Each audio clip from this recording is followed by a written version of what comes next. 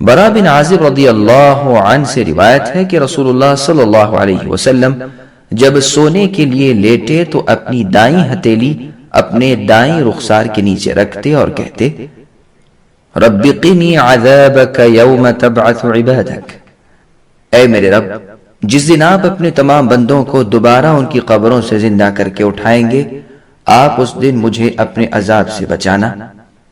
اور دوسری روایت میں رسول اللہ صلی اللہ علیہ وسلم کے الفاظ یوں ہیں یوم تجمع عبادک، کہ جس دن آپ اپنے بندوں کو جمع کریں گے۔ یہ حدیث صحیح ہے، دیکھیے سنن نسائی الکبریٰ حدیث رقم 10591 اور سنن ترمذی حدیث رقم 3398۔ سامعین، اب اس حدیث سے ثابت ہونے والے چند مسائل سماعت کریں۔ پہلا مسئلہ، سوتے وقت دائیں کروٹ لیٹنا مسنون ہے۔ دوسرا مسئلہ، اللہ تعالیٰ کے سامنے ہر وقت عاجزی اختیار کرنی چاہیے۔ تیسرا مسئلہ، دعا کسی بھی وقت کی جا سکتی ہے، اس کے لیے کوئی خاص اور حتمی وقت مقرر نہیں ہے۔ چوتھا مسئلہ، اللہ تعالیٰ سے ہمیشہ قبر و حشر کے عذاب سے عافیت مانگنی چاہیے۔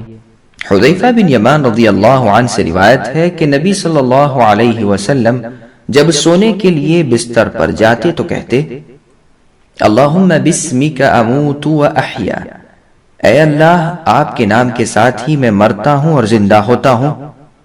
اور جب نیند سے بیدار ہوتے تو کہتے الحمدللہ الذی احیانا بعد ما اماتنا و الیہ النشور، کہ حمد و ثنا سب اللہ ہی کے لیے ہے جنہوں نے ہمیں نیند کی موت دینے کے بعد زندہ کیا، اور اللہ ہی کی طرف ہم سب نے اٹھائے جانا ہے۔ یہ حدیث صحیح ہے، دیکھیے صحیح بخاری حدیث رقم 6312۔ ام المؤمنین عائشہ رضی اللہ عنہا سے روایت ہے کہ رسول اللہ صلی اللہ علیہ وسلم جب رات کو اپنے بستر پر لیٹتے تو اپنی ہتھیلیاں اکٹھی کر کے ان میں پھونک مارتے اور ان میں سورۃ الاخلاص، سورۃ الفلق اور سورۃ الناس پڑھتے، پھر جہاں تک ہو سکتا اپنے جسم پر پھیرتے، پہلے سر اور چہرے سے شروع کرتے اور جسم کے سامنے والے حصے پر پھیرتے تھے۔ آپ ایسا 3 بار کرتے تھے۔ یہ حدیث صحیح ہے، دیکھیے سنن ترمذی حدیث رقم 3402 اور صحیح بخاری حدیث رقم 5017۔ سامعین، اب اس حدیث سے ثابت ہونے والے چند مسائل سماعت کریں۔ پہلا مسئلہ، نیند ہو یا بیداری ہر وقت اللہ کے ذکر میں مصروف رہنا چاہیے۔ دوسرا مسئلہ، دین اسلام ہر لحاظ سے مکمل دین ہے۔ تیسرا مسئلہ، حافظ ابن حجر عسقلانی نے کہا یہ صورتیں تلاوت فرماتے اور تلاوت کے دوران میں دونوں اکٹھی ہتھیلیوں پر پھونک مارتے تھے۔ چوتھا مسئلہ، سونے سے پہلے شریر مخلوق کے شر سے اللہ تعالیٰ کی پناہ طلب کرنا مسنون ہے۔ ابن عباس رضی اللہ عنہما سے روایت ہے کہ رسول اللہ صلی اللہ علیہ وسلم سو گئے حتیٰ کہ آپ خراٹے لینے لگے، اور آپ جب سوتے تو خراٹے لیتے تھے۔ پھر رسول اللہ کے پاس بلال رضی اللہ عنہ آئے تو نماز پڑھانے کی اطلاع دی، پھر آپ کھڑے ہو گئے اور نماز پڑھائی اور دوبارہ وضو نہیں کیا۔ یہ حدیث صحیح ہے، دیکھیے سنن ترمذی حدیث رقم 3419 اور صحیح بخاری حدیث رقم 6316۔ سامعین، اب اس حدیث سے ثابت ہونے والے چند مسائل سماعت کریں۔ پہلا مسئلہ، صحیح احادیث سے ثابت ہے کہ نیند سے وضو ٹوٹ جاتا ہے۔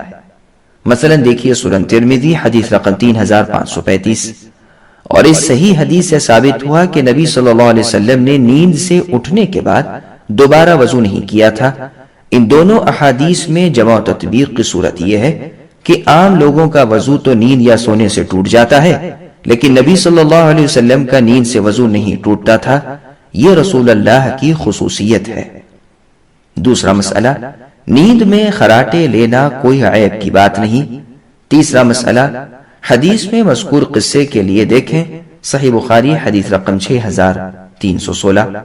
انس بن مالک رضی اللہ عنہ سے روایت ہے کہ رسول اللہ صلی اللہ علیہ وسلم جب اپنے بستر پر لیٹتے تو کہتے الحمدللہ الذی اطعمنا وسقانا، حمد و ثنا اللہ ہی کے لیے ہے جس نے ہمیں کھلایا اور پلایا، وکفانا وآوانا، اور ہر ضرورت میں کفایت کی اور پناہ گاہ یعنی جائے سکونت عطا فرمائی۔ فکم ممن لا کافئ لہ ولا مؤوی، پس کتنے ہی ایسے لوگ ہیں جن کے لیے نہ تو کوئی کفایت ہے اور نہ کوئی پناہ گاہ ہے۔ یہ حدیث صحیح ہے، دیکھیے سنن ترمذی حدیث رقم 3396۔ ابو قتادہ رضی اللہ عنہ سے روایت ہے کہ نبی صلی اللہ علیہ وسلم جب رات کے پچھلے پہر سفر سے پڑاؤ کرتے تو اپنی دائیں پہلو پر لیٹ جاتے، اور جب صبح سے کچھ پہلے پڑاؤ کرتے تو اپنی ذراع یعنی بازو کھڑی کرتے اور اپنا سر مبارک اپنی ہتھیلی پر رکھتے تھے۔ یہ حدیث صحیح ہے، دیکھیے شرح السنن للبغوی جلد 13 حدیث رقم 325 اور صحیح مسلم حدیث رقم 683۔ سامعین، اب اس حدیث سے ثابت ہونے والے چند مسائل سماعت کریں۔ پہلا مسئلہ، ضرورت کے وقت رات کو سفر کرنا جائز ہے۔ دوسرا مسئلہ، سوتے وقت صبح کی نماز کا فکر و ارادہ کر کے سونا چاہیے۔ تیسرا مسئلہ، صحابہ کرام رضی اللہ عنہم نے نبی صلی اللہ علیہ وسلم کی ہر ادا کو محفوظ کر کے یہ بات ثابت کر دی ہے کہ رسول اللہ صلی اللہ علیہ وسلم کی قولی و فعلی ہر حدیث بشرطیے کہ تخصیص کی دلیل نہ ہو حجت و دلیل ہے۔ لہٰذا وہ لوگ باطل و گمراہ ہیں جو قرآن کو بلا رسول یعنی بغیر سنت کے سمجھنا چاہتے ہیں۔ چوتھا مسئلہ، نیند سے پہلے احتیاطی تدبیر کرنا مسنون ہے۔